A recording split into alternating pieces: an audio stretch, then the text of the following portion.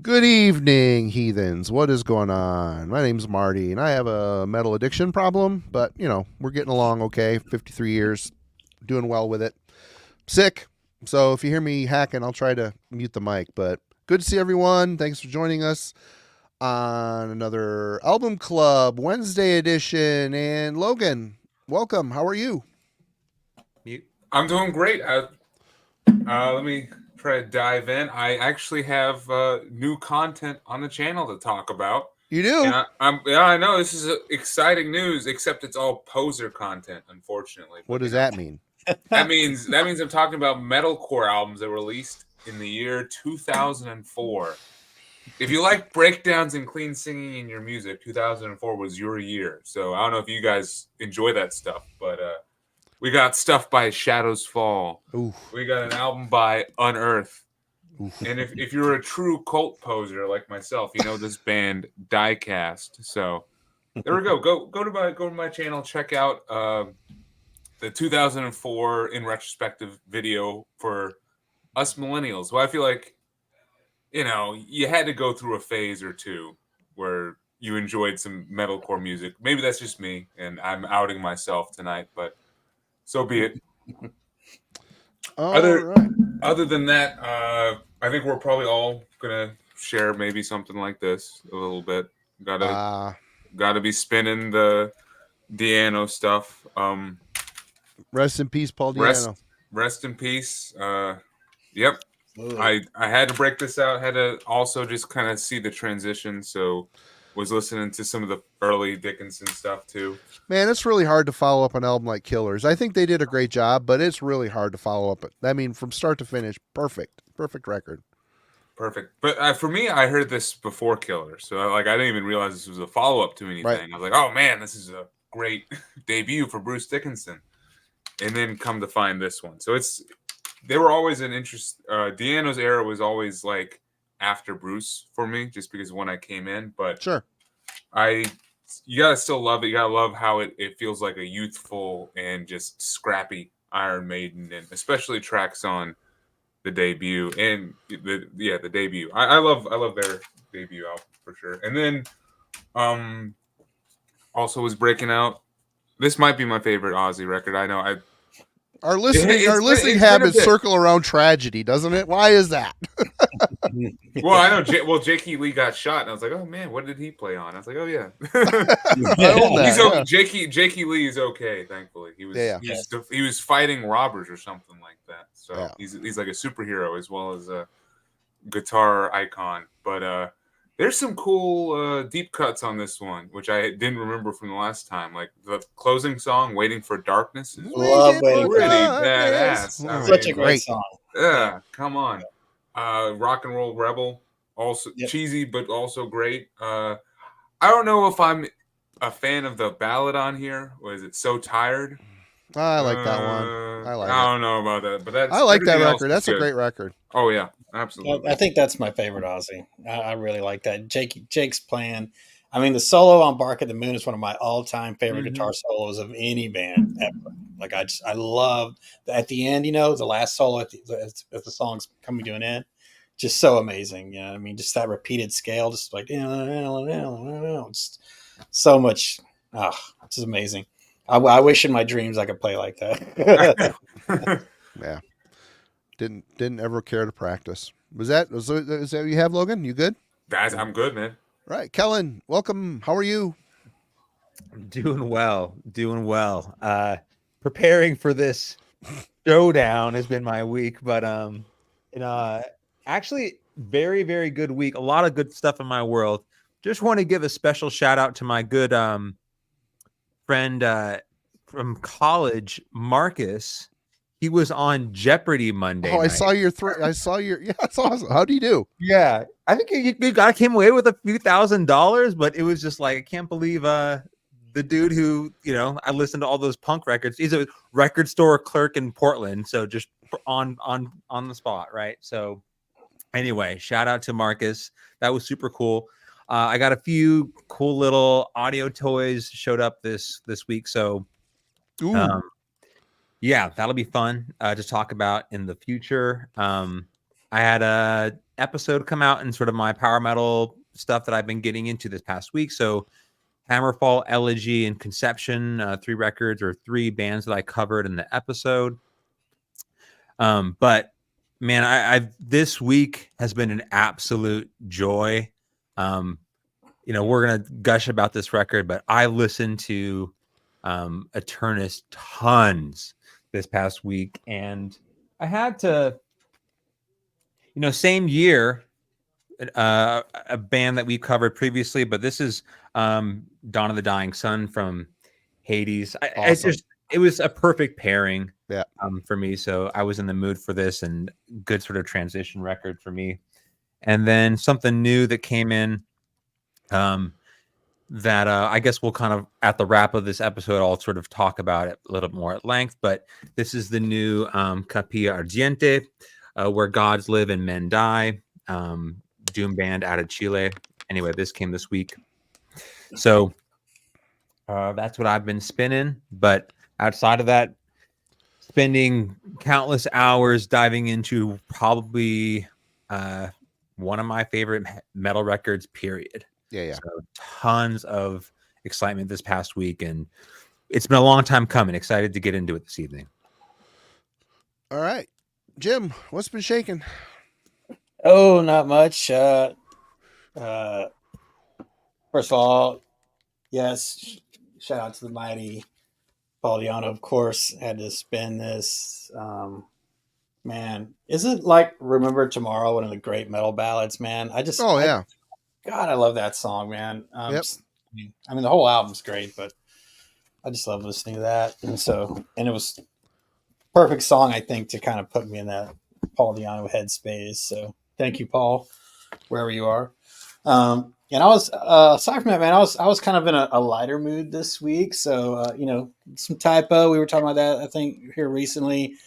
Got to get some October Rust in for the season. Why listen to one typo when you can listen to more? So Slow, Deep, and Hard.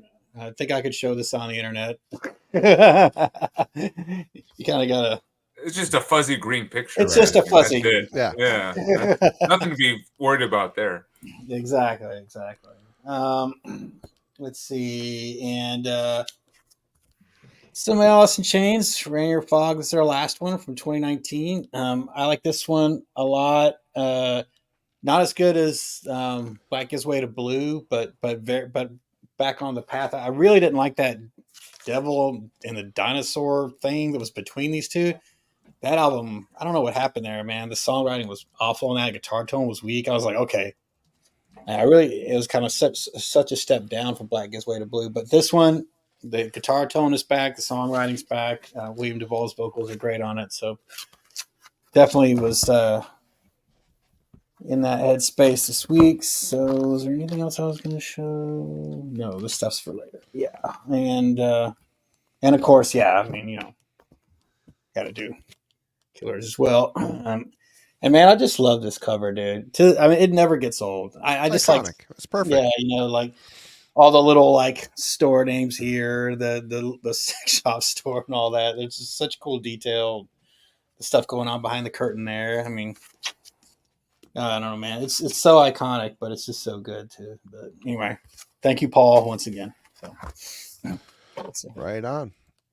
All right. Well, as for me, I've been sick. So when I'm sick, I'm under a blanket in my chair, half asleep, and I've watched a lot of YouTube. I think I finished YouTube yesterday, so it's a miracle, but I finished it. I watched everything on it. But I did eke out a little time to spin Killers, but I've been mostly listening to this thing all week when I've been available to sit and listen to music. But yeah, so we're here to talk about Beyond the Wandering Moon. Came out in 1997 on Hammer Heart Records, which turned into what, Carmageddon Media? This isn't the Hammer Heart that exists today. It's a different label, but came out in 1997. A little bit of information. Aeternus is a Norwegian blackened death metal band from Bergen. It was formed in 1993 as an idea of Ronnie Hovland, calling himself Ares, and Eric Hegernus, a.k.a. Vrolak. Later in 1996, Nicola Trier aka Morrigan, joined the duo as a bass player, forming the core trio that created the band's first 2 albums. Morgan also created the logo picture of ravens and axes that still exists on the band's exists as one of the band's trademarks. For the first 2 albums, the band called their own style dark metal. They released their debut album Beyond the Wandering Moon in 1997 on Hammerheart Records, now Carmageddon Media, and toured that year with black metal bands Emperor and Lambonic Art throughout Europe. Their second album, So the Night Became, was released in 1998, accompanied by a tour supporting Deicide, and was later re-released in several different formats. We won't go any farther than that. They eventually started to get more and more brutal and turned into kind of a boring death metal band, in my opinion, which is kind of a bummer because they left behind a very, very cool style. But let's talk about first impressions. Jim. Yeah, I mean, the first time, this was another of the many bands that Marty introduced me to, but the first time I heard this, I was just mesmerized. I think the whole album has a very mesmerizing feel to it. Oh, yeah. And another thing is like, as like bashing as like the snare hits are on this album, the blast beats and stuff, really like the riffing style on this record to me, like the word that kept coming back to me this week, like as I revisited this record is subtlety, because the changes in the riffs are like buried in this wash of distortion, and that adds to that sort of like droning feel of the record, the atmosphere that it creates, and it's very tasteful guitar changes and what they're doing, and that underneath all that crackling guitar noise. I think it's just extremely tastefully done, and just utterly unique. It can, you can, if you just listen to it once, you can start feeling like, it's a little samey, whatever. But this is a record that it really does open itself up to you on multiple listens. It really, it's just not one that you can, this isn't Rain and Blood. You're not going to put it on. 28 minutes later, you've spent your load and you're done with metal for a night. This is something that you got to kind of dive into and really listen to and give it attention. But if you do, you'll be rewarded. So that was, my first experience with it. That was my experience again this week, revisiting it after a while. And it's just, it's kind of, the gift that keeps on giving. Right on. Logan. All right. So I'm kind of ready to be the Lone Ranger on like this being my first experience with the album, and really feeling like I had to put in a lot of work to kind of, dig in and. I'm sensing a timeout already. Just say it. Yeah, I mean, if you want to get out of the way early, go and kick me. No, we're good. That's okay, man. He's gonna talk about Unearth the rest of the exactly. I'm about to break down. Kill Switch Engage on Album Club. There we go. Oh my god. Coming up next pick. No, so on first pass, honestly, not too much stood out for me. It's kind of what you said. It's like I think it takes multiple listens and really multiple dedicated listens. We're not talking like it's in the background or you're doing something else. You're really focusing on this album to fully understand it. Because on the first spin through, I didn't pick out too much. It kind of just went by in a whirlwind of like drums and vocals. That was the main thing that stood out to me. I didn't really hear too much in the way of guitar riffs and stuff on the first spin. I definitely already could pick up on the is it black metal, is it death metal debate. I mean, it really does occupy an interesting space in between. I mean, it's low and rumbling and feels of like, a death metal nature, but then there's a lot of other stuff going on and a lot of atmosphere at the same time. So, I mean, this is definitely an album for a journey. I mean, to be actively absorbed and not passively. And it kind of, as I said in the beginning, it left me feeling like I got to put in some work for this episode, and I don't know. Let's see if I did. Let's see if I did the homework properly. All As right, we on. continue to dive in. Kellen, what'd you think? So I remember the first time you hear the first moments of this record. So the sort of piano intro on Under the Blade of the Dead comes on. And okay, it sets I immediately heard sort of a Norwegian black metal sort of lead in. That there's the melody line, everything that seemed to imply. You get into Sworn Revenge, and I kind of do a double take because just the weight of the record, it just sounded heavier initially than what I was used to. Right. In the same time you're listening to, I'm getting used to Ulver and Satyricon and like a lot of the mainstays within the Norwegian black metal scene. This is one of the early black metal records I ever heard from Norway. Yeah, 100%. Like Diabolic full moon mysticism is another. We'll get into that when with Marty's question comes in, but I totally get what you're saying, Jack.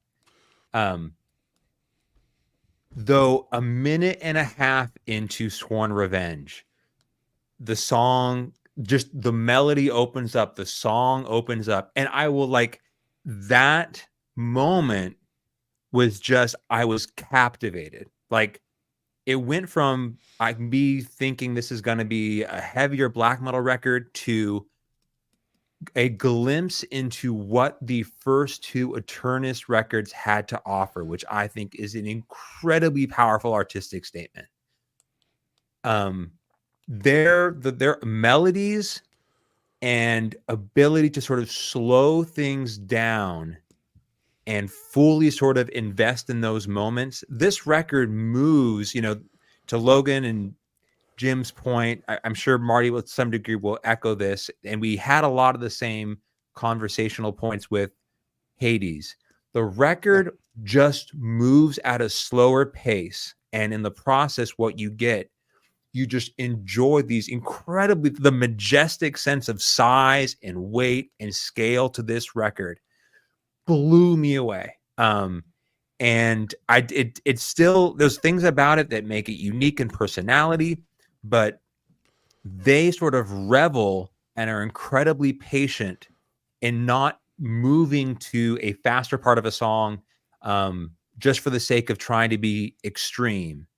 They're willing to sort of hold on to these special moments and in the process reveal an incredibly special sort of personality trait as a heavy metal band, an extreme metal band, whatever, we'll talk about category later on. But for me, Beyond the Wandering Moon and So the Night Became have a very special place for me personally. They're incredibly dear to me. And I want to gush about this record for whatever the rest of the evening, but I was hooked immediately, and it's still proven to have sort of an enduring force in my listening now decades later. I really don't know what I could add much more eloquently than what Kellen just said. I mean, I agree with everything he said, 100%. There is no understating how the space this album just gives. It makes you feel. You look at the album cover. It's a perfect album cover. I feel like I'm a raven flying over that scene, and I love music that's world building. Summoning, stuff like that. And this is one of those bands, and they do it without the obvious black metal stereotypes. I think, and in fact, my question, I set the question up so me and Cal could get into it, but having read that the band considered themselves dark metal, I really think that's perfect. I really do. And people in the chat are saying, nope, this is a black metal album. You know what? I put on this record and I listen to it and I enjoy it so much. I don't care what it is, to be completely honest. It's its own thing. And yeah, I do hear a lot of similarities, both culturally, as in their melody lines are very pagan or folky or whatever, to that, the first two Hades records, where Hades leans a little bit more into the Viking era of Bathory. Aeternus leans more into, I've called these guys a Norwegian bolt thrower, and it pisses at Kellen off, but I mean, for their mid-pace attack, they live in a mid-paced realm, but they're not afraid to blast on as well. So, and when I say Norwegian bolt thrower, what I mean by Norwegian is very folky melody lines. I've always felt it was a good comparison. Apparently, some people don't agree with me on that, but that's fine. But I really love their, Jim mentions there's a simplicity to it. It's true. They kind of let there's like a groove, and I'm not talking about a funky flat bass type of groove. There's just a flow. It feels like you're on a lazy river about to empty out into the sea. There's no rapids in this river. You're just kind of comfortably flowing along. And this album, from start to finish, I'm on that lazy river and not caring where I end up. It's just that type of album. But let's talk about a quick thing I threw together here. Sorry. Damn it. I often hear the early works of Aeternus referred to as black metal, but they never fully hit me that way. Even though the band in 1997 may have looked the part and operated with a sufficient amount of pagan themes and melody, the feel and scope of their music seemed to be so much more. Where do you see the music of Beyond the Wandering Moon to sit in the stylistic pantheon of Norwegian metal, and why? Was this band too much of their own thing to fit into an obvious genre? Logan.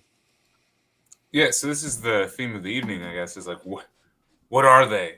Who are they?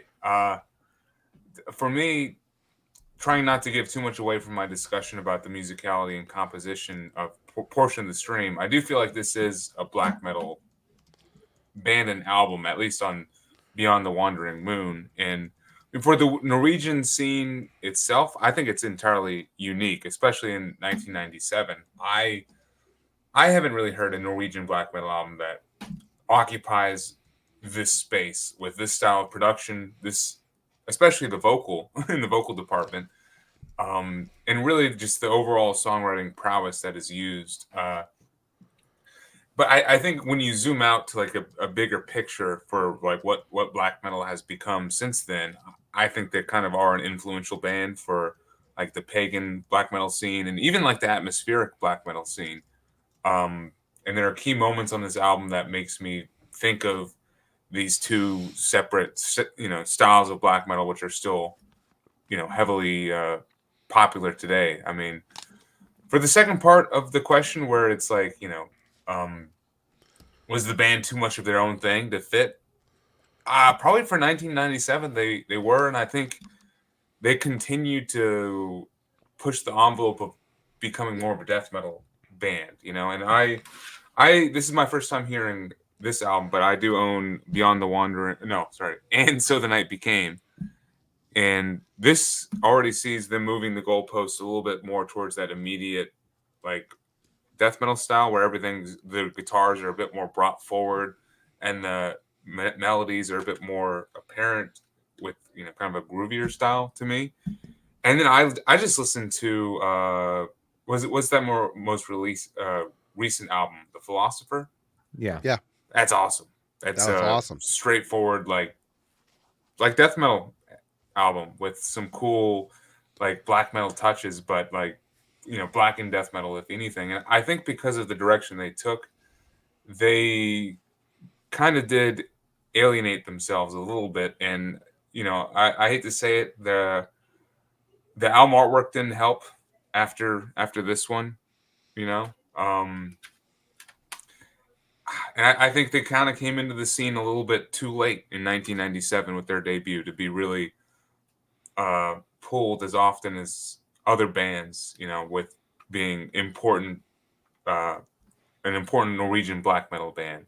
Like the pedigree's there, what they have influence from Gorgoroth and stuff, and but honestly, I didn't really hear them mentioned in the metal YouTube verse until Metallurgy started talking about them. And I mean, in my mind, my first introduction was thinking of them as the black metal bolt thrower, as Marty always mentions. So that's kind of how I approached them, because of heavy metallurgy, not because of any other media out there. So I think they kind of did get left behind in the Norwegian black metal scene just because of maybe their push towards death metal as they kept moving forward.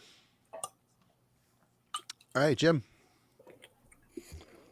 Yeah, it's definitely the same things you guys have already touched on. I mean, the vocals, they're not grim. He's got he's doing the lower register vocal style. Killer voice too. God, He's so got a good. great killer low end voice. Now on one track, I think is it Wintertime? I can't remember which one. I made a comment about it in Might my have been Waiting notes. for the Storm. I can't remember which one it is now, but I there believe is it's one. Bend, where there's two vocals. Yeah. Yes, where there's two Yeah. vocals, and there's a grim vocal like at the same It's time. Vind.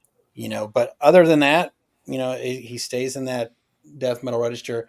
Obviously, the guitars are tuned down. There's a lower register of the guitar, and it may just be with everybody in that mid '90s period really wanting to try to fit into what was coming out of the Norway Big Five or whatever, Mayhem, Burzum, Dark Throne, Immortal, whatever.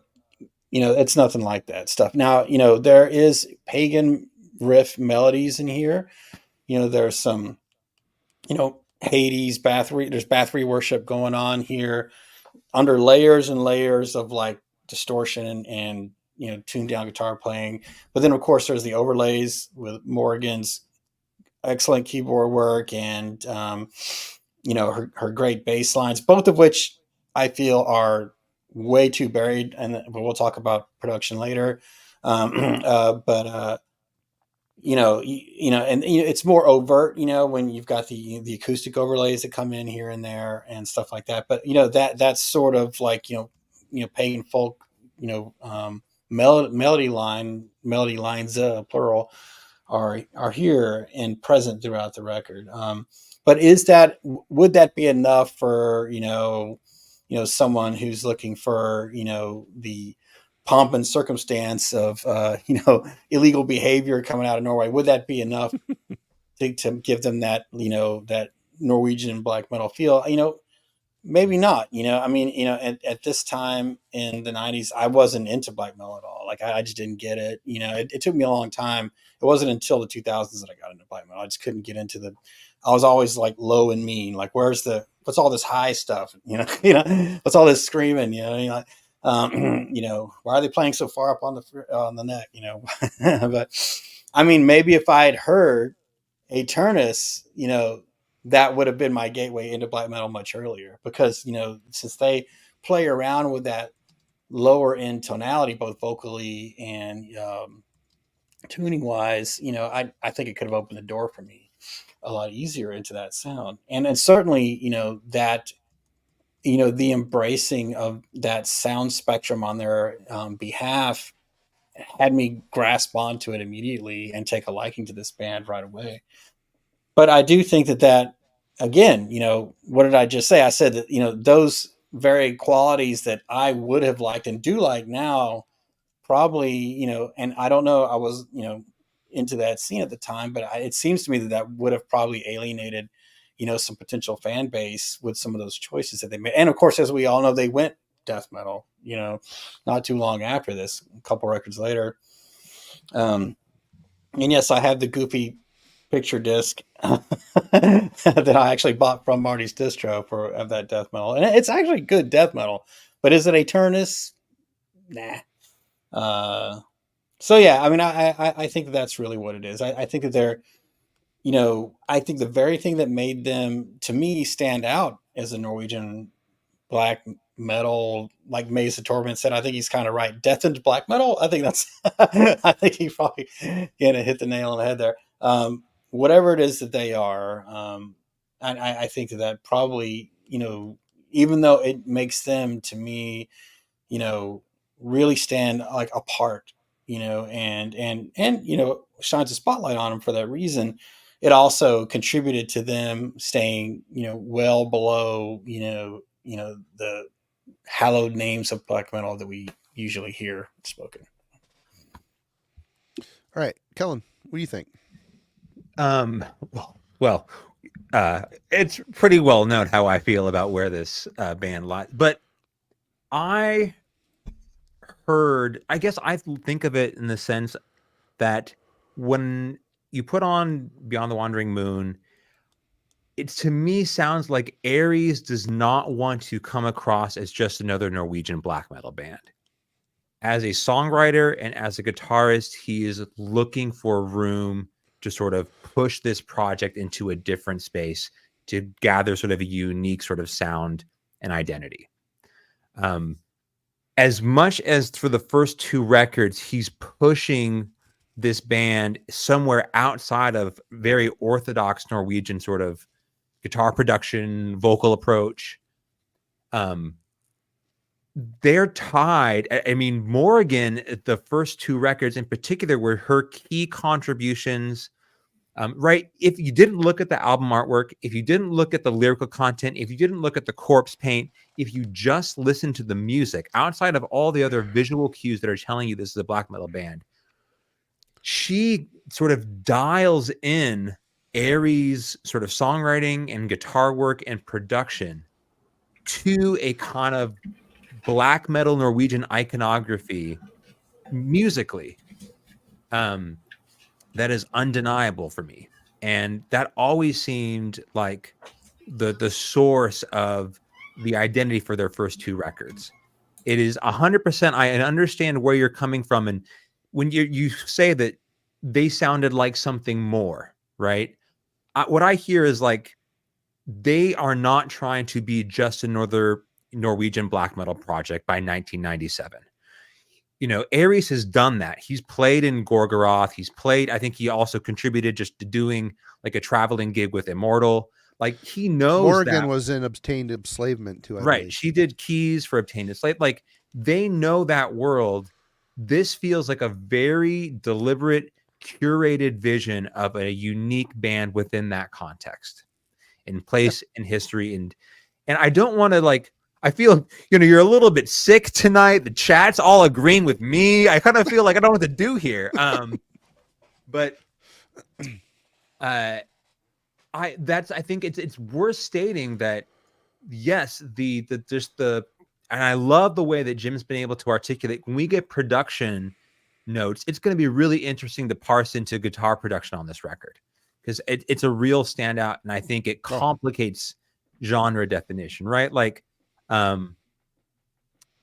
I do want to say, you know, it doesn't. We don't have like I know kind of made jokes about deathened black metal, but I just want to say like, we have a really good understanding, vocabulary, and like way to define blackened death metal, right?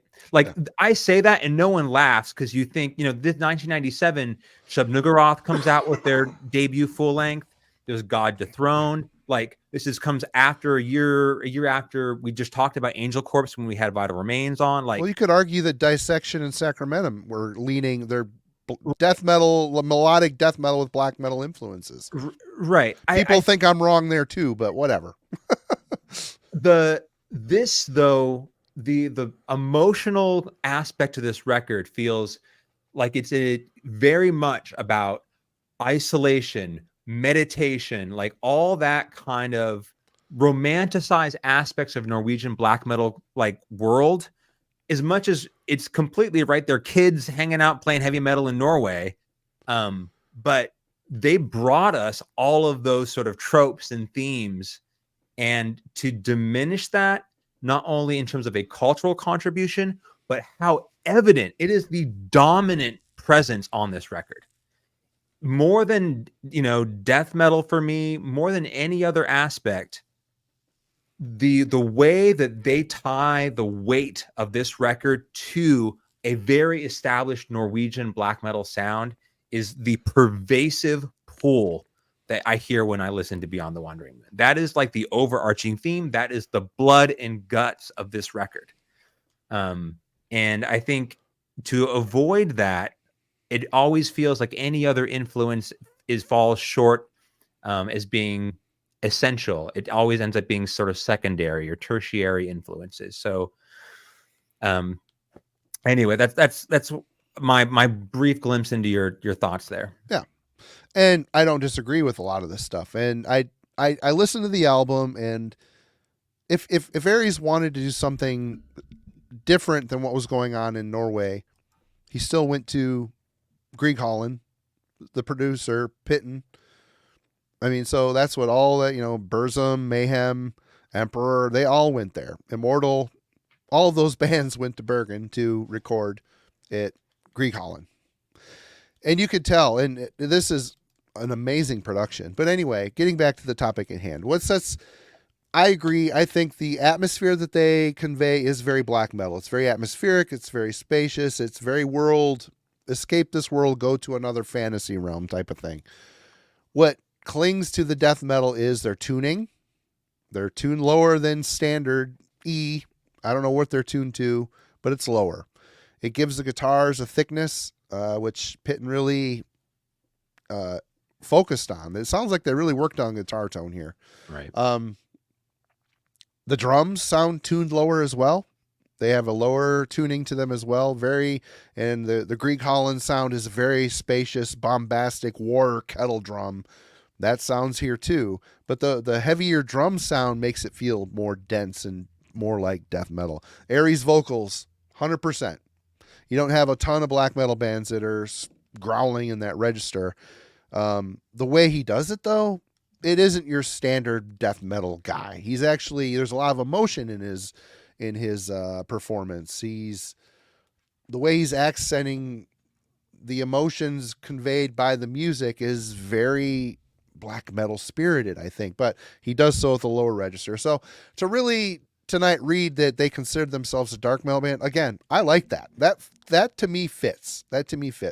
Is it, people are just like, it's a black metal band. It's there, 100%.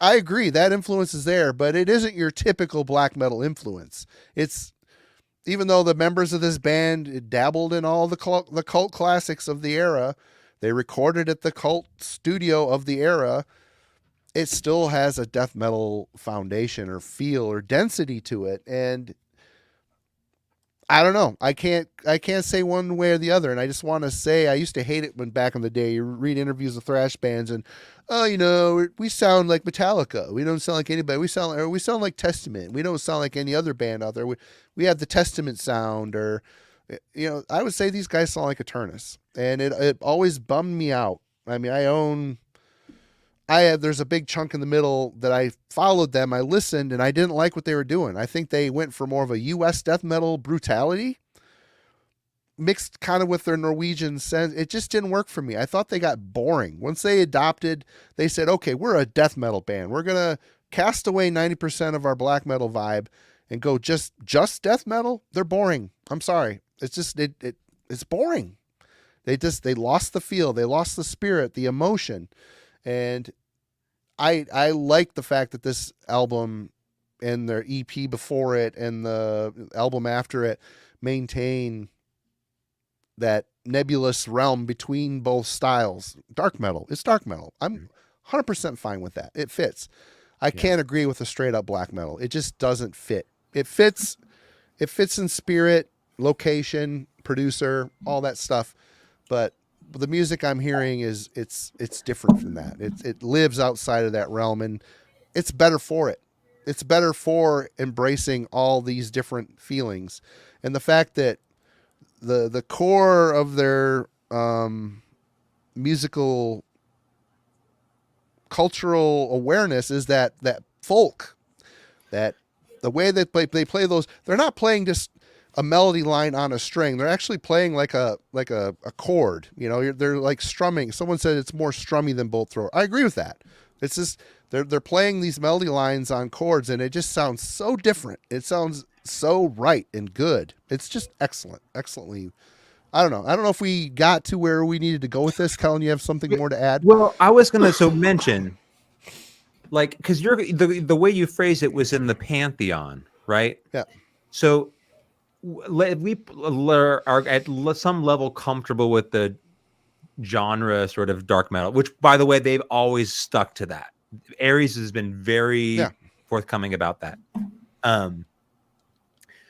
For me, I still think it deserves, if you're going to talk about immortal, diabolic full moon mysticism, if you're going to talk about Ulversberg Tot, if you're going to talk, I mean, these are the records that I'm going to want to group it in.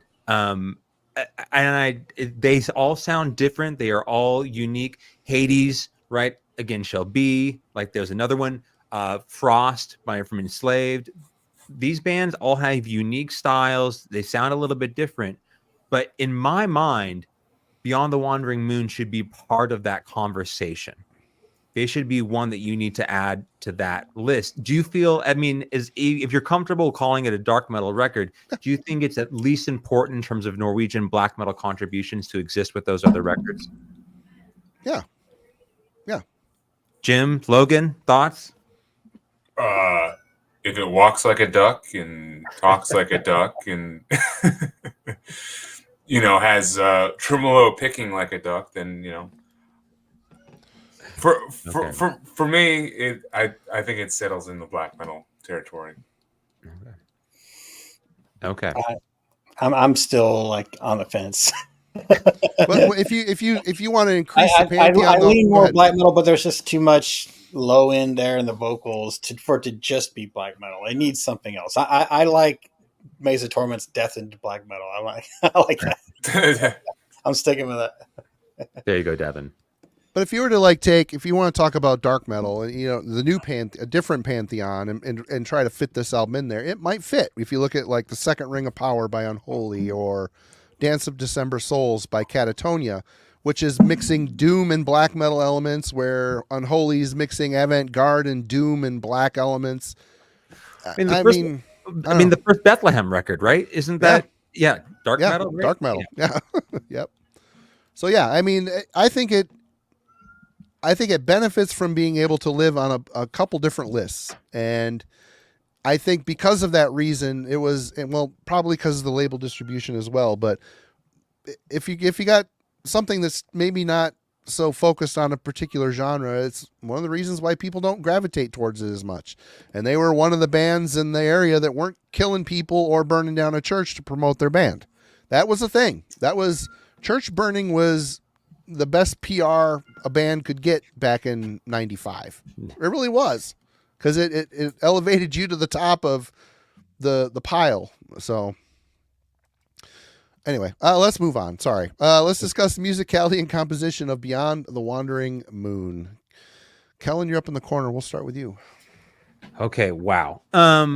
So the thing that I probably, right, like I mentioned before, this band, as much as they either call it black or death metal, the overwhelming majority of these first two records, they spend at a comfortable slow to mid pace. And that's sort of the full experience. This record is sort of riding that current. It didn't take very long. I mentioned it's Sworn Revenge that I first heard this. And that's the song sort of slows down, opens up. Morgan comes in with the synth on that, and you get these sort of pagan themed sort of chord progressions and lines, melodies that sort of dominate the entirety of the record. It's keys here. There's in that first song, or you get Sworn Revenge also gets an acoustic. So it's a great sort of glimpse into the entirety of the record and what they have to offer. The third track, that when it closes with a piano, I mean, her contribution so early in this record helped to pin this down as a black metal listen for me. But it's a formula that she sits embedded in all this sort of multi-tracked, incredibly dense guitar sort of layering, that to me, almost like this record, I don't know if it was Ben who brought it up when we were doing the Hades record, but Again Shall Be and Aeternus, to me, almost have like a doomier pacing to them. And he mentioned that he wondered how much of the death doom scene had influenced potentially some of these black metal bands. They were listening to it and they realized they could settle in to a slower pace, lock into a great riff and just ride it for an extended period of time. This is over an hour long record with two instrumentals. And the overwhelming majority of it is pretty slow. It's just about kind of basking in these majestic sort of riffs. I guess that's. I mean, we've labored through this, so I don't want to go through it too much, because I'll go through my favorite songs and kind of talk about them a bit more at length. But for the first two Aeternus records, that's the theme. That's what they do. That's their songwriting style. Sort of pagan themed riffs and melodies embedded within an incredibly sort of heavy, slower production. So I've spoken enough about their songwriting style, and I'll pass it off from here. All right, Logan. Yeah, I guess to kind of settle where I am. Well, I mean, I already said it. I do think this is more of a black metal band and album. And truthfully, when I first started to listen to this, I was approaching it from like more of a death metal, because when I first heard this, I got thrown off by the production and how intense the drums are, and the vocals especially. I was like, oh man, this is going to be brutal, and I'm just waiting for those guitar riffs to kind of match where the vocals are at. But they never really did, and I think that is why it took me a couple listens to really start to click with this thing. I mean, it all threw me for a loop, the initial couple spins, and finally when I started to listen to this album as a black metal release, where I'm hearing these like overarching like melodies, these like medieval kind of sounding riffs that just sway, and you guys were talking about that's like a strumming kind of sound to it. That's when it actually started to click, and where I was able to actually start picking apart, different songs and different riffs, and being like, oh yeah, here's the keyboard performance over here. And when I really started to approach this just as a black metal album, that's when it really started to click with me, and I started to really enjoy it and get into the full vibe of it. Like, so to me, I think it does fall firmly in the black metal camp, and I definitely think it widens it. It definitely increases the pantheon, if you will. And I think especially with how the guitars are written in the pacing, like the pacing threw me off too, because initially, especially with the opening of Sworn Revenge, where it just like blasts in, you're ready for like an intense album, but then it just opens up and slows down, and it kind of really maintains that throughout. Like it will go to faster sections, but the majority of it is that slower, like doomier pace.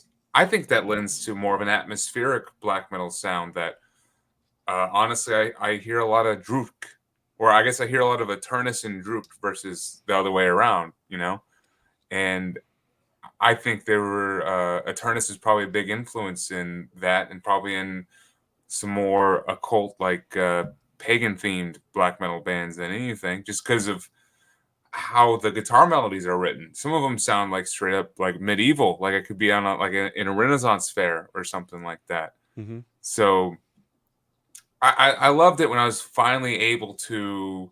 Oh, Corey, you took my thunder, man. That was it. That's my Druk song, is Sentinels of Darkness.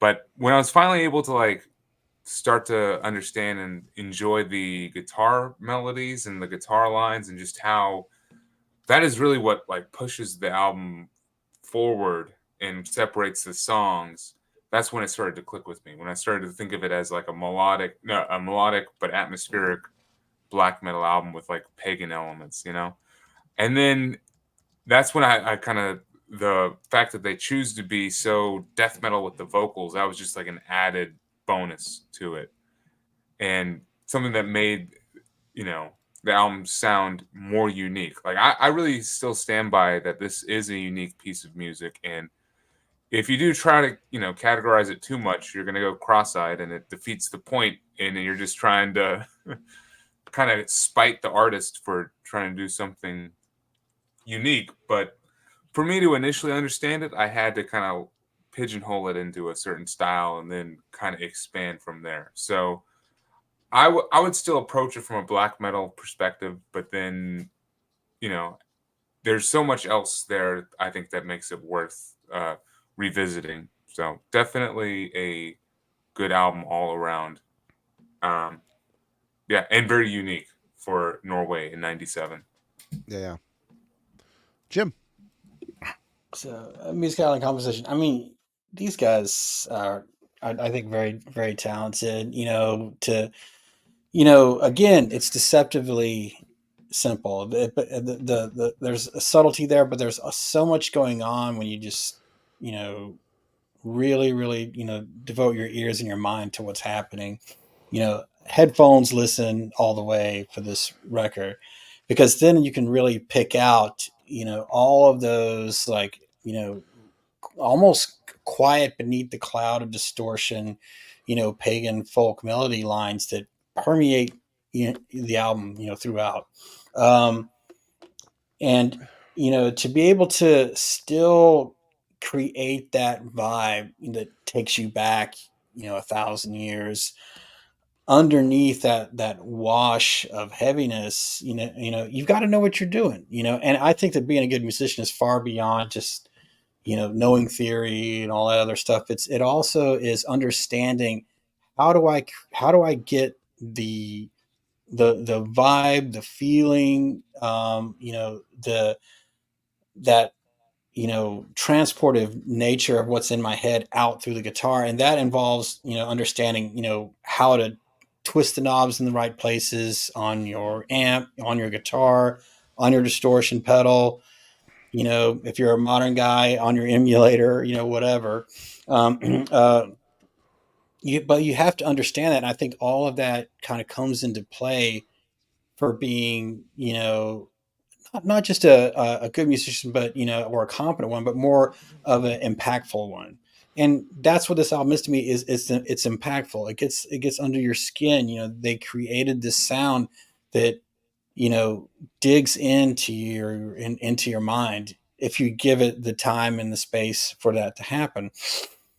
And I don't think that comes from getting lucky. I think that comes from experience and experimentation, and a respect for what came before, and embracing of that, and then having the capability to put your own voice to it.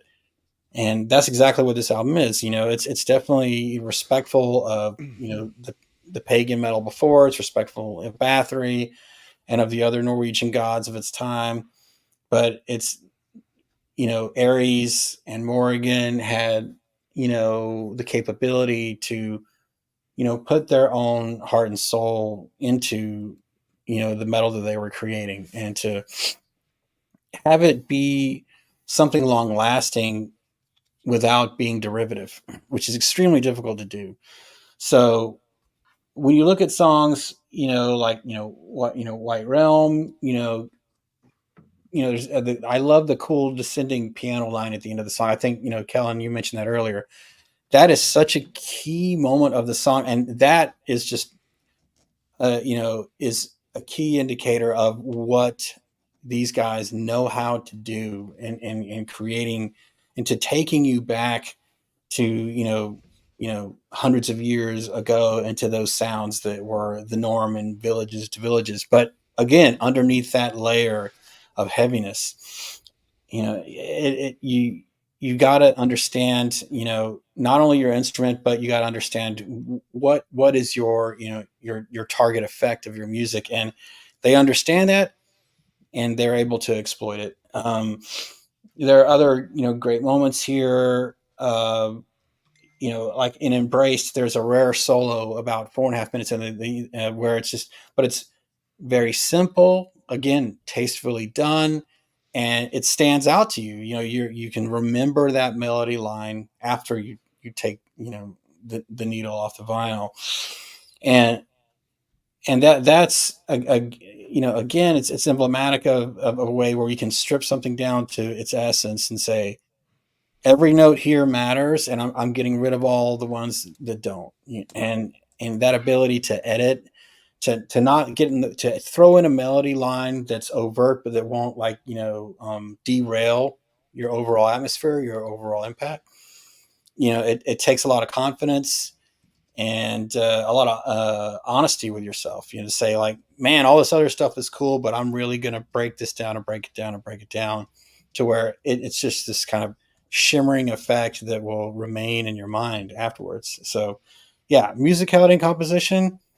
Yeah, these guys really, really had it, but and not in we're not listening to Archspire here. It's a technicality of a different kind. It's a technicality of the soul. It's embracing, the inner abyss. It's embracing the cold of the winter, and over embellishing it with a little bit of death metal too to give it its own flavor. So yeah, it hits the nail on the head for me for that. All right. Well, for me, songwriting, composition. This album is over an hour, and we've all had our moments in this show saying that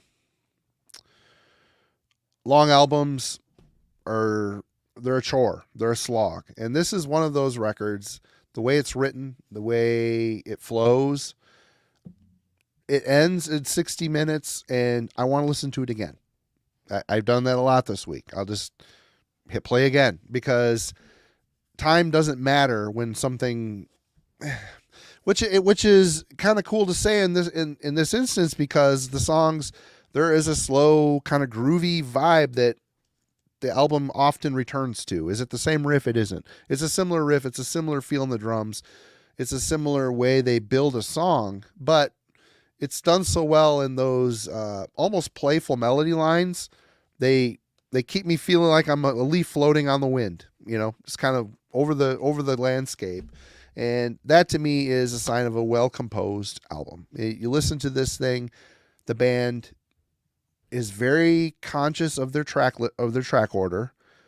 They know when maybe a song has gone on with a groovy mood for too long and the next song starts off with a blast. The way they pace the record is really well done. The way it starts, there's two songs in the middle of the album. See, I don't even look at the song, writing the song titles. Waiting for the Storms and Winter Tale. They're kind of more of the same. They feel like deep cuts on the album. They're a little bit less bothered by hooks or melody, super memorable melody lines.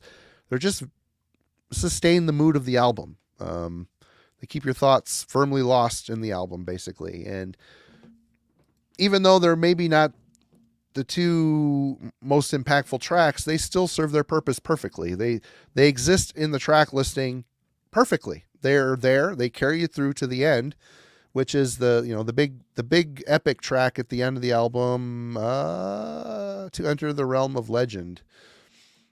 I'll get into that when it's time to talk about the songs. But to take such a simplistic formula and just know your way around it so well and have a commanding grasp on your melody and what you're doing with the melody, it's inspiring.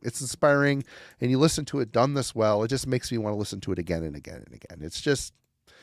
It's the type of melody I like. It's not obvious. Like I said, it's a playful melody. And I say that it may sound like you can say the same thing about power metal. This isn't power metal.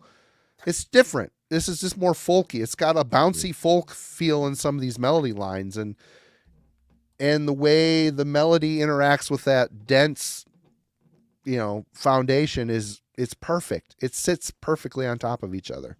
So yeah, I think it's a really, for under consideration the fact that the album is over 60 minutes long and I want to listen to it again when it ends, that's the sign of a very excellently composed album. Let's talk about the production. Recorded at Greg Holland's studio. I'm assuming the producer's Pitton. It sounds like a Greg Holland. We'll start with you, Kellen. Okay, so this the guitar production alone on this record. My dad just sent me a text. You look like shit. Go to bed. He must be watching. Hey, Dad. The guitar production alone on this record is worthy of a sort of plenty of discussion and debate. So it sounds like Aries is tracking this. Like when I listen on headphones and through my stereo, like the left channel gets the higher register more. Like I don't know, to your point of like if it's gain on the guitar that he's altering there or what he's doing, but that's like he's raking the front end of that sort of distortion across your face there. So then he sits below that, and you have a much more almost like death metal tuning to the second guitar that's coming out of the right channel in stereo.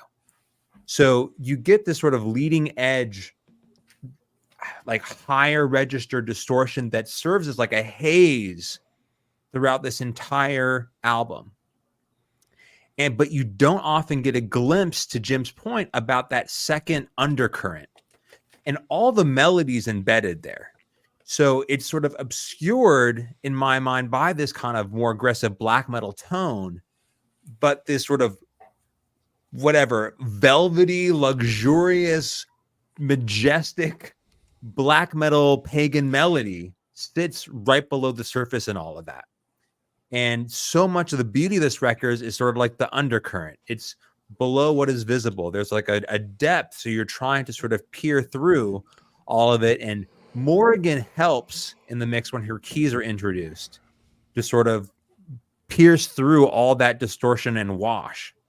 But man, it's an incredibly interesting way to approach guitar production and the voicing in it, right? Like, it always felt like there's enough aggression on the front end to be a black metal listen, but there's so much more happening in the lower octaves of this album. The bottom end to it, what makes it sort of a unique band. So I think that deserves being mentioned. Now, the bass portion to this, you don't get a glimpse, right? So much of that multi-track guitar layering really obscures Morrigan's bass playing. And it really parallels a lot of sort of the riffing, but I think it sits behind so many sort of guitar layers. It's really difficult to hear. I spent a good amount of time listening on different sets of sort of elements to try and listen to it, and I was able to hear it, but it's still very much sort of submerged underneath all the guitar stuff. I love the drum sound on this. For a 1997 extreme metal album, the drum production is on point. I have no complaints in terms of the drum work here. The production is 100%. It sounds typical Greek Holland, boomy, big. Yeah. It sounds big. It doesn't sound like artificially inflated or trying like overly manicured in any way. Great sound there. Aries vocals. It is a towering presence on this record. Like, I really do feel he is placed in that album. He is sitting like in the sky. And there, I don't know if there's a little bit of an echo on his voice, but it feels enormous. So it matches the sense of scale here. His vocal performance on this record is a standout, and how they sort of amplified it to carry out throughout the size of it is perfect for this record. And to the last point, and we've talked a lot, I don't think Morgan's presence on this record and how her keys, there's parts of a couple of tracks where her keys sound very almost symphonic in their implementation. Often she's, though, just sort of laced in the middle of the mix in a way that I think really highlights sort of the melody component. So it's visible and audible when it needs to be. I love the production here, 100%. You mentioned the bass, and there's times I'm not thinking about it, but there's a couple songs I didn't write it down, but there's like really busy bass lines. They cut through great. So I don't know if they messed with that in the mix on certain parts where he's like, oh, that bass line needs to come up a bit. Because there's some busier, more playful bass lines here, and they're like, oh, wow, she's kind of crushing it here. It isn't just following the root note. She's playing bass lines. Very talented. Logan. Yeah. So, I mean, this production is like one of the weirdest things about the album. And Kellen, you really nailed it, I think, talking about the undercurrent, or what's the melody is what's not initially seen. That's what made this album such a tough nut to crack for me in the beginning. Like, I would listen to this thing like in the car, and then because of like, just the noises of. I'm driving a old Toyota Camry. Like it's not the smoothest ride. It hides all of like the melody of it. I'm listening to this album while I'm going on a run or something. Like the wind, I can't hear shit. I just hear the drums and the vocals. And it's only when I'm like fully at rest and can really digest it with headphones, I can pick the melodies as clearly as possible. And that's when it starts to click. And that's a lot of work for me to be able to find that amount of time for an hour to be able to just sit there and like, digest it. So the production kind of was a big ask for me because of that. And maybe it being on Spotify could also be why, because of that, everything feels like it's competing for the same space in the mix, like kind of in the middle where like the guitar does build atmosphere, but it's like not up here. It's like kind of out here.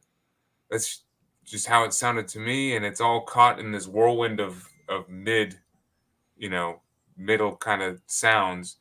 And as it took a lot of repeated listens and focus to be able to figure out what the guitars were doing as far as melodies go. Like really the guitar sound overall, it was basically a lot of tones in the beginning, and then it all hovered like a low-hanging fog over the rest of the music, basically. And then the vocals are towering and are the center, like when you first listen to it. And that's definitely what I picked up on. Good. They're Thundering and they are absolutely thundering. Awesome. But I think there's some cool variety in there with the vocals too, where like some songs there are thundering and they're just like at the forefront like a monolith. And then other tracks it feels like he's relegated to a cave. He's still doing like these death metal like growls, but it's like kind of sits back a bit. And it helps to differentiate the tracks and really break up the vocal performance overall. So I do think the production is incredibly unique and does help and add to the album. It just made it a bit more complicated for me to actually get into the music. And is it a good thing? Is it a bad thing? I'm not sure. It's a unique thing, and I don't know if I've heard an album exactly like this, which I think you should take that as a compliment if you're a metal band, especially from a saturated scene like Norway in the late 90s. All right, Jim.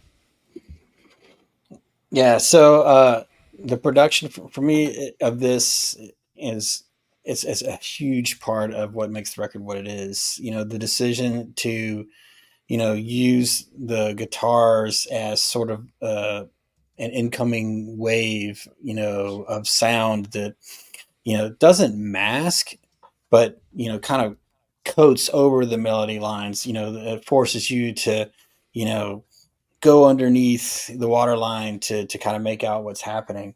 And I like that challenge that it creates. I like that droning sort of mesmerizing aspect of it. For what that does, it's a great listen for me when I'm on a long drive, or especially when I'm at work. This was a great album to listen to this week at work, because I can totally just have it going and wear my headphones and just kind of float away in it and not get distracted. And something that Lap said in the chat, he was right on. I like, man, I did not know until tonight that album was that long. Like, and I think both of you guys, Marty, you said it too. I was just, until you said that, I was like, wow, I guess, it's a long record. And it doesn't feel it when you're in it, though. It doesn't feel like to your point, man, like you said, we typically complain about super long albums, and the fact that I didn't even realize that tells you how much the sound of this really appeals to me. Because if it had, a janky production, if it had, glowing, like weird moments on the glaring, I should say, weird moments on the album, it would have definitely felt like a slog. But it doesn't ever feel like it's a slog to me. I typically, I'm like, oh, I'm at the last track where they're doing all the Celtic stuff. I'm like, oh, there it is again. So yeah, I mean, Say No More, that shows you, for me, like where this album takes me as a listener, where it takes me, on my own personal journey and experience of it. Now, I do have some nitpicks though, like Morgan's contribution. Obviously, we all know cannot be overstated, but there are moments here, even on Sworn Revenge, there is a very light hum of keys near the end of the song. It's like this, see, Kellen, you know what I'm talking about. It's there, dude. There's just, it's really, really cool. And I really like it, but I'm like, why is that so low? Like, can it just be a little bit more up front, And the bass lines you were referring to earlier, Marty, where she's kind of going off, you'll definitely hear that in Sentinels of Darkness. She's just like, doo-doo-doo-doo. She's like, oh, all over it. But again, it's really hard to make out. Now, I am cool with putting the melody, the pagan folk melody lines under the waves and making you search for it, because that adds to the experience, and it gives you kind of a task, and I don't mean that in a negative way. I mean a nice job as a listener to like work for the reward this album will give, but for bass lines and keyboard lines, like I want them to be a little higher. I really, because I felt like there's something really interesting going on there. And bass, of course, especially by nature, it was going to be hard to hear anyway in metal. So kind of wanted that to be up higher. And there are plenty of moments on this album where the keys are laying on top, like especially the piano moments and stuff like that, and on the outro and stuff. But some of those moments, like on Sworn Revenge, I just wish they were just a little bit higher so I could hear them better. Again, a nitpick, not like, I'm throwing my hands in the air about it, but just something that I recognized, I just be really intrigued about her contributions. I just wanted them to be a little louder. Now we've got some great, the opposite of that on Waiting for the Storms. The keyboards, they really add a depth to the ferocity on that, and you can hear them. They're up in the mix, and kind of give you like a little more color into their overall sound. So it's by no means endemic of the album for that contribution to be put on in a lower area of the mix, turned down, but it's there. So I just wanted to call that out. But for the most part, it all kind of gels into the intent of being transportive, taking you back, taking you to a cold, harsh land, walking alone through the woods, several hundred years ago. And I also got to call out, to Kellen's point, the drum sound. I mean, man, I love the snare sound, especially on this, man. It's just whack, whack, whack, whack, whack, man. When they're doing the blast, dude, yeah, he's not like cheating. I mean, he's hitting that snare, dude. At least it sounds like it, and I like that. And for that to come through as clearly as it does, but yet doesn't take away from the overall atmosphere. I don't know how he accomplished that, but for me, that's what happens. It doesn't diminish the sound of the album. Now here is something that I'm going to call out here. We're talking about, I'm going to defend you, Marty, about the Bolthor thing. There's some Andy Whale-isms here, dude. If you go back and you listen to White Realm, the drums on the main riff of that song, main verse riff, he goes, the double bass is going to, he's like, bap, bap, bap, bap, bap. That old Andy Whale, like he pauses on the third and then he hits it and does a double, like dat, dat, dat, dat, dat. I was like, there it is.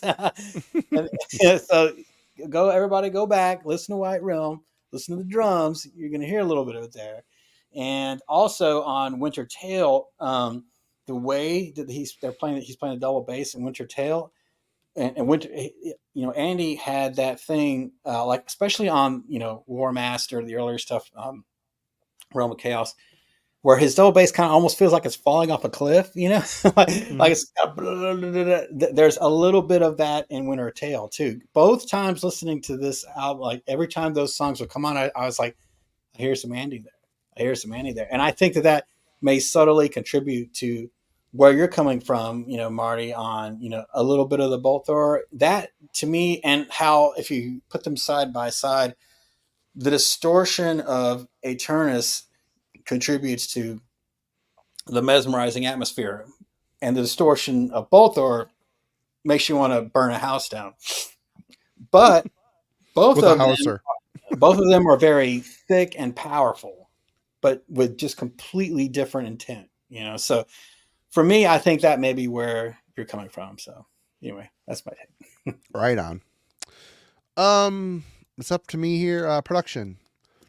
It sounds like a Greg Holland production, but he actually got to work with a band that didn't want to sound, the guitar tone didn't want to sound like a horde of buzzing bees. I do hear what Kellen's saying. There's a fuzziness to the gain up front, but there's so much body to the overall tone. It's a good mix. There's a good mix in that tone. There's density to it. There's depth to it. There's an attack to it. And which is perfect. There's so many holes to fill in those melody lines, even though there's a really kind of busy folky chord progression going on. Those melody lines soar right over the top, no problem. They don't get lost in the shuffle. I don't mind the mix. I hear the bass when I think it needs to be there. And the keyboards, there's times, like Jim mentioned, the end of one of the songs where it's really kind of nondescript. It's just kind of a feeling that it's there. But the last metal song on the album, they're right where they need to be in the mix. They help push that emotional climax along perfectly on there.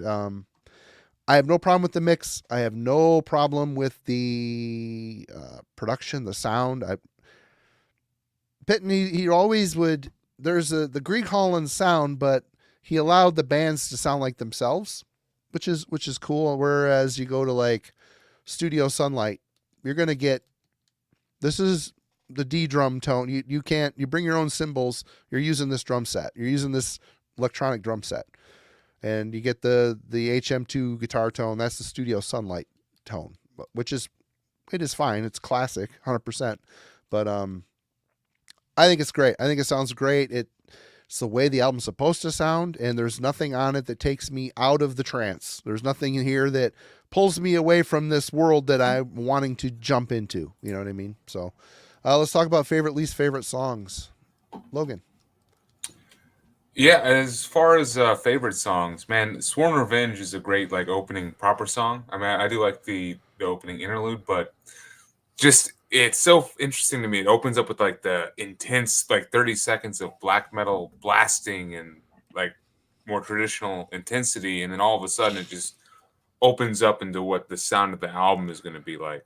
I don't really know if they reiterate that first 30 seconds of Sworn Revenge later on in the album, but that's just such a cool way to kick down the doors before just bringing everything to what Aeternus sounds like on this release. And I love the melody that they slowly incorporate into this thing. And when the medieval keyboard sound drops in, I think it's beautiful. It's a favorite track for sure.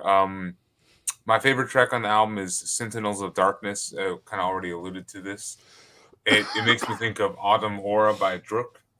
But of course this is 7 years before that album came out. So this is the original, and it's such a warm tone. It makes me puts me in a visualizing sunbeams breaking up a fog, and you can feel the warmth and stuff. It's just a beautiful visual track, and I love the melody that permeates and swells with the song, and it's beautiful. I think it's definitely my favorite on the album. The following up tracks, Embraced and Vins, are some more of the more fast-paced and momentum-building tracks before finally getting to the closing section, which really it dials it back and feels a lot more slowed down and mid-tempo, which of that I think I enjoy Wintertale a lot. It's has a certain sway that is kind of captivating. And then of course, Into the Realm of Legend ends on just a beautiful swelling of these gothic keyboards that really do a great job of sending off the album. So I definitely love most of the tracks, and the ones that I haven't mentioned, like maybe they just haven't clicked with me yet. Like I'm still really digesting this album, and I think my main takeaway from this stream is focusing on how slow paced and world building these tracks are. Like, because they really do sound fast in a lot of different sections, but like I think the portion that they really settle on are these mid-paced sections. So that is going to be my homework when I re-listen to this thing, is focusing on the slower songs and the slower aspects of this. So no bad songs, but yeah, loved everything I mentioned. Jim. For me, the aforementioned White Realm, I really like that. The drum works, like that piano line. I like the way the riff kind of goes up the neck at about 3 minutes in. Was kind of unexpected there. And the verse just has this like kind of a sinister sound to it. The verse riff does. So it very stand out for me. Wind. I mean, you gotta love the wind samples, man. The song's called Wind, and there's awesome wind samples. Just that song puts a smile on my face. He does a great scream at the end of that one. That's the one with the vocal interplay, the back and forth between the black and the death vocal. So if it's different in terms of the rest of the album, and not that the mesmerizing vibe needed really to be broken up, but I do like that it is broken up, and it's broken up by this song. Waiting for Storms has a cool, like almost like a Melodeath meets BM section about a minute in, which was kind of unexpected, and it returns back to the Pagan riffing right after that. And there's some cool cymbal work on that too, if you're looking for the drums. But yeah, man, to enter the realm of legend, man, that one I really, really like that one a lot. As a blistering start, like a lot of the songs do on this record, gets up high on the neck again.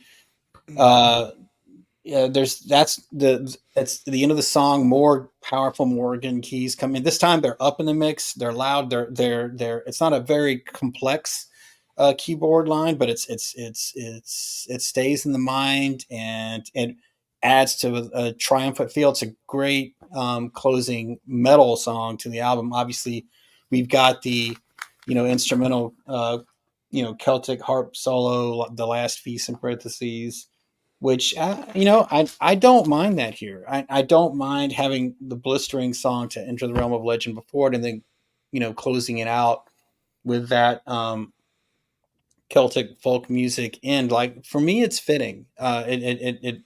Usually I don't like when things end on a quieter note, but in terms of the vibe of this album, standing in a blizzard in a burned down village, like maybe, you're, Child Conan or something. Yeah. I think I think it works completely. There isn't a song on this album that I don't like. I'm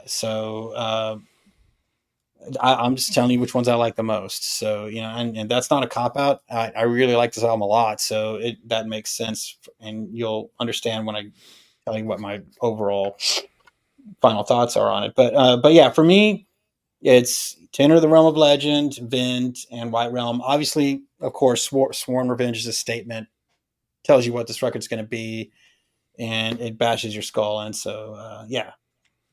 What's that? 2, 3, 6, 9. All right.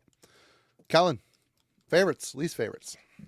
Okay, so there are no bad songs here at all. And just to be perfectly honest, like how this record plays out for me, from the opening, the instrumental through Sentinels of Darkness, it just like I fall deeper and deeper and deeper into this record. By the time Sentinels of Darkness is over, the spell has been cast and I am just along the ride. Like I can go through my favorite songs, I can just tell, but like how this record plays out every single time for me is like I'm excited, awe, and as I like just am overwhelmed for the first 25 minutes of this record, at that point I am destroyed and completely immersed in this record. And that's just the experience of it for me. Like the opening chord progression of Sentinels of Darkness, that ba-da-da, it's just an ascending climb, but it just sets the stage, and the backbone, that melody line is that soaring. melody line is just, it's triumphant. It is right. It is all these amazing, brilliant things that I have tried to heap consistent praise at for this entirety of this episode. But that record, here comes Rick. I'm in my moment with Sentinels of Darkness. Here comes Rick. And he's Mr. Funny Man. He's a funny man. Yeah. All right. But that song for me is just so perfect. Almost 9 minutes long. You could have told me it was 5 and I would believe you. It just, every moment of it, I'm completely entranced by it. So beautiful, beautiful song. And for like all the different ways that Norwegian black metal kind of, we think about it in terms of introducing sort of pagan themes, how slow and moody and somber that is, at the same time sort of being like romantic and sort of this like the way it talks about sort of culture, legacy, all the things that we associate with Norwegian black metal, like it's all there for me. If I were to have to pick one song that exemplifies what the country had to offer, that would be the song, in terms of the genre. Mm-hmm. And there's not a blast beat to be seen. Mm-hmm. So it's just such a beautiful track. But yeah, I don't have, like, on the back end, I think White Realm or Winter's Tale, Winter's Tale sort of serves as kind of like, in some ways, it's another longer track. The intro of it has like the horse running up to center stage, right? Like, and it's always an interesting moment, but it's another sort of slow moving track that I don't think has the same sort of captivation in terms of the melody line, but I think serves as sort of the backbone to it. To Jim's point, the two sort of symphonic key tracks, he's absolutely right about. So they are, Waiting for the Storm, and which that song begins with the keys being present, and to Enter the Realm of Legend, it closes with the symphonic keys there being present. But it's just an interesting way to contrast if you list Sworn Revenge and Winter Realm, which are far more sort of like traditional sort of piano key lines. It's not like symphonic black metal in the same way. I love the Celtic harp solo. Oh yeah. And Under the Blade, like the bookends to this record, they're short, they're brief, and they completely like meet the sort of identity of the record. There's nothing bad here. I'll get off the mic and pass it on to someone else to talk about it. Everybody went except for me, right? I think so. Okay. Notes. I have no problems with any of the songs on this record. Sworn Revenge is the first metal song on the record. It's kind of the perfect lead off to the album. You got the blasting war drums before settling into double bass heavy groove, the pagan style guitar melody lines that are throughout the whole album. They cascade over the groove to achieve an ancient sense of home. Acoustic guitar kind of creeps in here, which you don't hear a lot of that on the album. When it hits, it's kind of like, oh, that's a nice touch. I don't recall them coming back to it much, if at all. Effortless movement in the riffs, very hook dominant and triumphant. Aeternus sets out to build a very dark and vivid world with this track and the rest of the album. White Realm, the first half of this record is wow after wow. I've always asked how the band could go from this fantastic atmospheric style and excellent songwriting into more of a no frills US inspired death metal iteration of the band. And White Realm, it just it keeps up with the superior dynamics.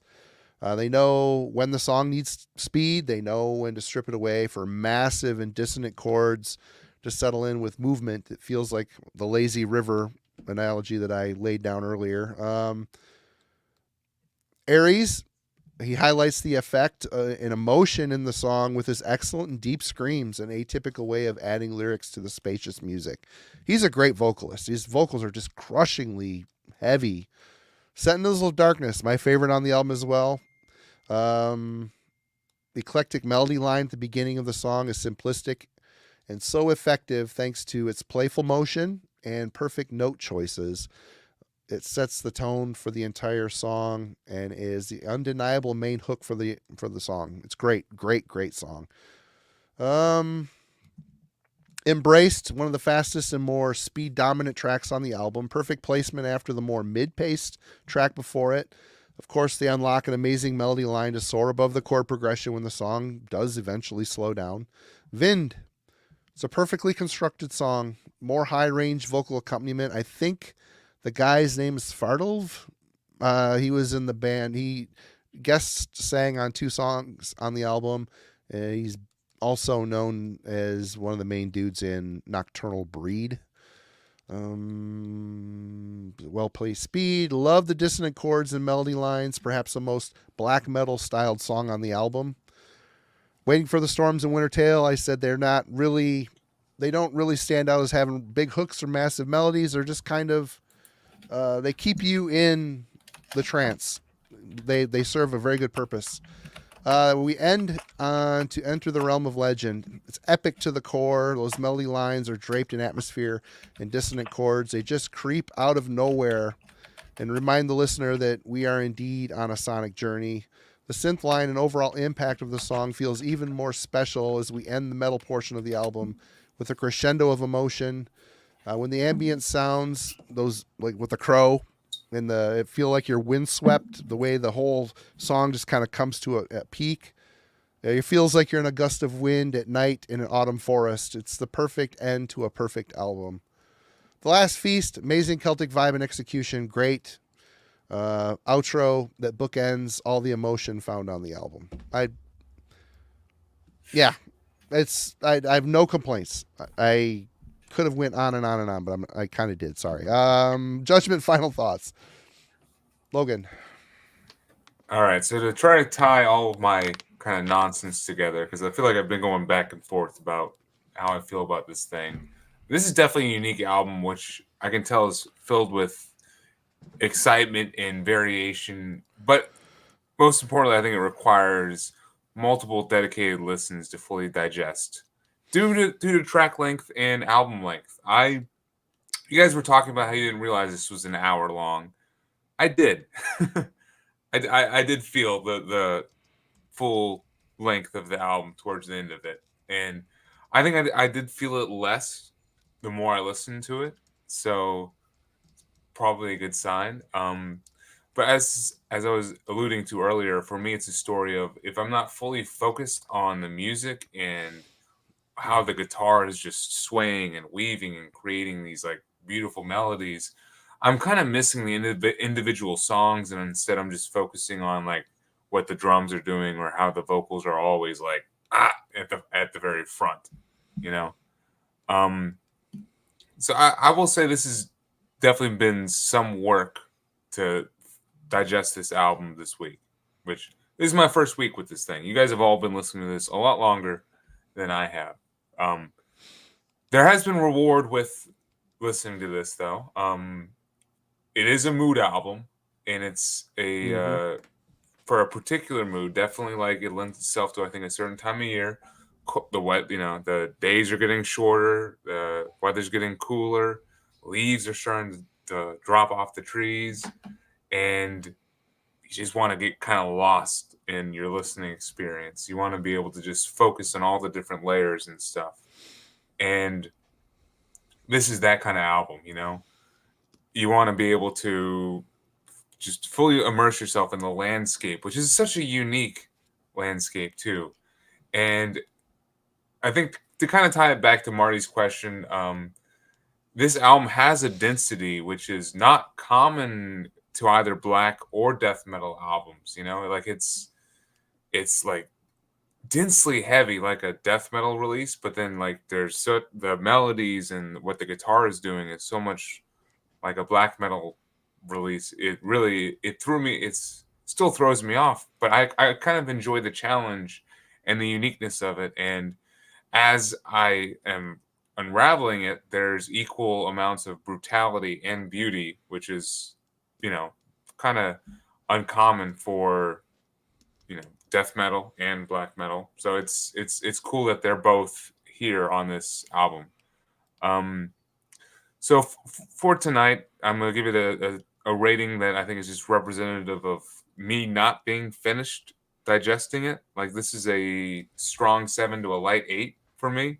Like this is probably an album I need to spend more time with, and I think I will, because as I said, the mood lends itself to the weather getting colder and everything, and you know we're veering in that direction. My favorite time of year, so I will definitely continue to spend this, and I'm glad that I can finally check this off the list and hopefully add it to the collection along with And So the Night Became. So definitely a unique album in the pantheon of the Norwegian black metal scene. Right on. Jim. Yeah, this is something that I've loved ever since the first time Marty put it on. He was like, "You got to hear this," and this was many years ago now, but it's stayed with me ever since. And you know, it hasn't lost its effect on me as a listener and a fan of the record. It's criminal I don't have the one after this, but And So the Night Became. I have to get that one too. But I think someone's reissuing them. Aren't they coming out again on vinyl or something? I don't know. Yeah, they are. Soul Cellar, is it? Yeah. Oh, anyway, go ahead. Didn't mean to interrupt you, Jim. No. I'm glad you brought that up. I'll keep an eye out for it. But yeah, for me, you know, this is a standout record, and Rick said something cool here a second ago. He said, "What appeals to me about albums like this is the very fact they are so hard to categorize concretely." I think that says it all. You know, when you got an album that impacts you every time you listen to it, that grabs you by the hand and takes you down the road, or in this case, maybe on a canoe in winter. Years later, it still can have that, power over you. Then, it deserves to rank high in your pantheon. And for me, it does. So, this is a 9.5 all day for me. It would be a perfect 10. I just wish there was just a tiny bit more Morgan on here. That would be like the kicker for me that would make it the perfect album. But yeah, 9.5. Colin. It's a perfect record for me. I don't have anything else, I have more time with this than Hades, and that's the closest thing that will come to it, but you can't replace sort of the 2 decades and the initial sort of experience of when I first heard it. The fact that it's been with me that long and that I connected so profoundly with it so immediately. I mean, that is something that I can't recreate. And the fact that it hasn't waned, I can still go back to these songs and they're just as powerful, now when I was 19 years old, first hearing it. Though these first 2 records are deeply personal, like, man, if you could lower me into the ground and play Sentinels of Darkness, like, please let that happen. You know what I mean? It's that I have that kind of, relationship with this record and how the early part of this band's career get to me. And I totally get it. Like, I remember their death metal time period, trying to find more Aeternus that sounded like this, and only to return with sort of these kind of darkened but heavily predictable, uninspired death metal records. And it's made these first 2 releases that much more captivating and rare to find records that can give me this sensation. So I could spend, the next whatever. I'm on Eastern time here at 10. I could go on probably all night long talking about this record. I will pass it on, but I think out of any record we've covered so far on Album Club, this is probably the one that we've covered that means the most to me personally. Probably more than any record we've talked about. So I know this was a battle looming because we hear this record differently, but I think both Marty and I, and to hear Jim, and I'm so happy Logan got a chance to sit down with it this week and get experience with it. But yeah, I have nothing but incredible things to say about it. Yeah, me too. And this ranks right up there with Again Shall Be by Hades for me. I think this album might have a little bit more color and variety. It doesn't necessarily dwell on trying to be, grim battery back black metal, the grim side of the Viking era, but I love albums that take me somewhere. I love albums that affect me emotionally, not necessarily just riffs. And this album ranks up there. It always has, always will. In fact, can't tell you the last time I listened to So the Night Became. I know it's great. I know I loved it. But every time I want to listen to Aeternus, it's usually this album. It just is. Even the EP. The EP rules too. I always grab this one. This is the one. This is the one that perfect. I have a hard time giving it a straight up 10. It's got to be like a 9.89. Just because, but it's a damn near perfect album. And yeah, it doesn't feel long. 100%. I love it. I picked it and I'm glad we got to talk about it for a while, which leads us to next Wednesday. Who's picking? We didn't discuss this. I have no idea. Jim? Right on. Yep. What you got? So, gonna go, we're gonna stay in the little bit harder to define between Black and Death here realm, and a band that died way before I think they should have. And Kellen, you'll recognize this. We'll do a little bit of Weapon here. Oh yeah. Oh yeah. From the Devil's Tomb. I really like this band and wish they were still around. So I'm interested to take a deep dive with you guys on this. All right, cool. A little bit more of a war metal vibe there, which is cool, but on the good side of it. And show notes. I'm not going to be here, so Kellen, since you are going to be here, and Rick as well, what's going on Friday on Heavy Metallurgy? Yeah, so we are going to be talking about doom metal. So the trouble with doom. You can thank Alan for that title. But talking about sort of this has been an incredible year for the genre. There's some classic bands that have released some stuff. A lot of great younger bands coming out with things, but it's been an incredibly strong year for a genre that typically kind of sits at the outskirts of attention and doesn't get a lot of press or praise by comparison to genres like death and black metal, for example. So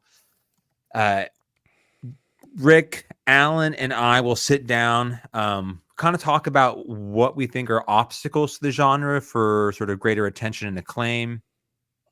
Also talk about sort of the key sort of records that come out this year and pick a handful. We'll each grab about 10 records or so, talk about them and offer some insights of sort of how diverse the genre is and probably the oldest part of heavy metal's history, yet still one of the sort of less respected and praised. So we'll spend the evening talking about all things doom metal.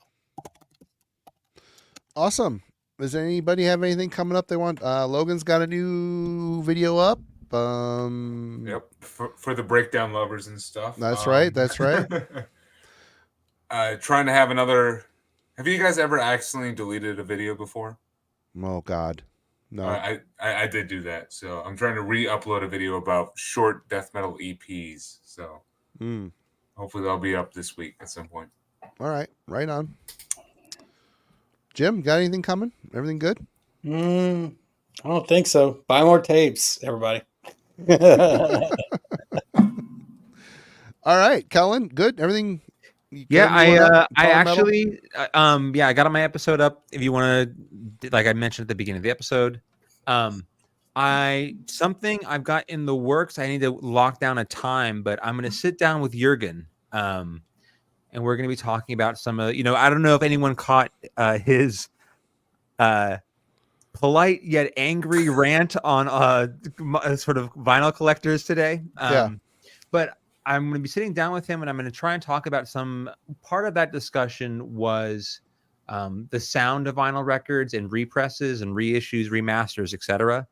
And he's got an incredible, obviously an amazing record collection, but I wanted to pick his mind about some of the best sounding records in his collection. So from original, issues and albums, because I'm heading over in Maryland for my birthday to Capitol Audio Fest. So I'm going to go to an audio festival and I'm going to see if I can get some of the recommended tracks on a ridiculously expensive system and see what they have to say. So that'll be another video coming your way. Dude, just go to Goodwill. Man. He's going to clear the room. Just go to Goodwill and get a real tape system or a stereo system like a real man. I'm really curious to see. It'll be my first audio fest, but I want to go in there and see. Anyway, so that's look for that video coming with Jurgen in the next sort of handful of weeks. But there will be Mayhem played on a setup that costs $20,000, right? I am curious to see how much I can push the envelope before security is called. So we'll see what would happen. Godspeed. Here it comes. All right. Well, that's it for us. Everybody, thank you so much for joining us. A lot of fun tonight as always. And we will see you next time. Cheers. Have a good one.